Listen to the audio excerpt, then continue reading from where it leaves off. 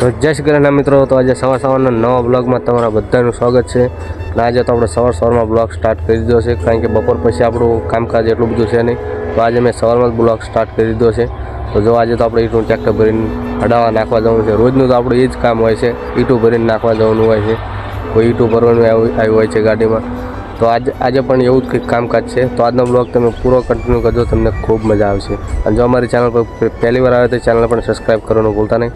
તો આજનો બ્લોગ તમે કન્ટિન્યુ કરજો.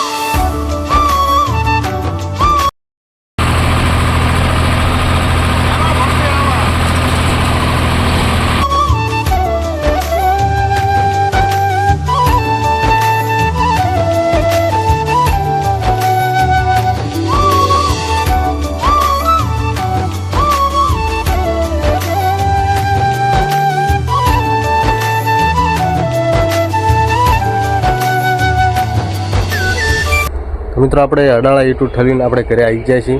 તો આજનો બ્લોગ તમે પૂરો જોયો તે બદલ તમારો ખૂબ ખૂબ આભાર.